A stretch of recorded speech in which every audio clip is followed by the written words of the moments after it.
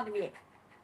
रुपालीताई, काय होतं ना की माणिकराव कोकाट यांनी यापूर्वी दिलेलं सगळं स्पष्टीकरण माध्यमांच्या माध्यमातून जनतेनं पाहिलं आणि आता चौकशी अहवालात थेट तफावत असल्याचं दिसतंय. केवळ विरोधक नव्हे तर थेटपणे येणारी ही वस्तुस्थिती आपण महाराष्ट्रासमोर मांडतोय. रुपालीताई, शेतकऱ्याचेच लेख म्हणून आम्ही बोलतोय, जसे इतर विरोधातले म्हणतात की आम्ही शेतकऱ्यांच्या लेखी होते, आम्हीही शेतकऱ्यांच्या लेखी आहोत. मी पुन्हा सांगते, कोकाट यांनी जी वक्तव्य केली ज्याच्यामुळे आमच्या शेतकरी बंधू भगिनींच्या वडीलधाऱ्यांचा ज्या काही वेदना झाल्या, त्यावेळी सरकार म्हणून कोकाटांचे कान हे करण्याचे किंवा त्यांना तंबी देण्याचं काम माननीय अजितदादांनी वेळोवेळी केलेले आहे. सक्सेनाताईंनी जो काही उदाहरण दिलं त्याच्या आधी त्यांनी ते वक्तव्य केलं होतं, तेव्हाही अजितदादा त्यांना म्हणले होते की काही म्हणजे पाटील गावची ओसाडी वगैरे काय ते बोलले होते की काही गोष्टी असतात की तुम्ही मंत्री झाल्यानंतर तुमची आचारसंहिता पाळली पाहिजे, त्या बोलता कामा नाहीये.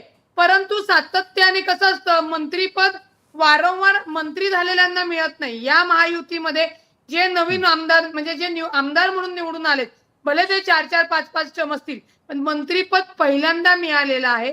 त्याच्यामुळे त्याची सांगड घालत असताना त्यांच्याकडनं त्या चुका झालेल्या आहेत. परंतु महायुतीची सत्ता कधीही शेतकऱ्यांना त्रास देणार, त्यांना वेदना देण्यामध्ये त्या लोकांच्या गोष्टीशी सहमत नव्हती. 8च महिने झाले सत्ता स्थापन होऊन. निश्चित शेतकऱ्यांच्या योजना, शेतकऱ्यांना मदत, पिकाला हमी भाव, सगळ्या गोष्टी या होणं गरजेचं आहे.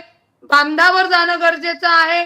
पण ज्या दुष्काळ होतो किंवा शेतकऱ्यांवर संकट येतं निसर्गाचं, तिथं मंत्र्यांनी पोहोचणं गरजेचं आहे.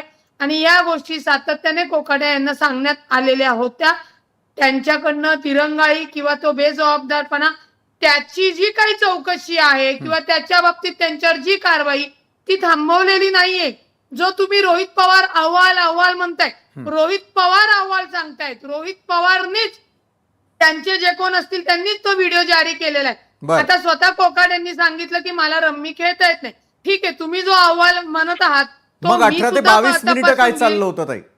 एक्झॅक्टली तुम्ही जो अहवाल म्हणताय ना, तो अहवाल मी पाहिलेला नाहीये, तुमच्याकडनं ऐकतेय. आणि रोहित पवार सांगतायत तो अहवाल तसा आहे.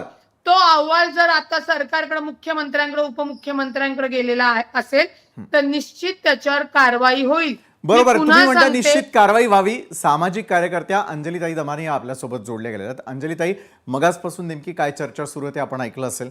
बरं, चौकशी अहवाल आल्याचं रोहित पवारांचं म्हणणं आहे. चौकशी अहवाल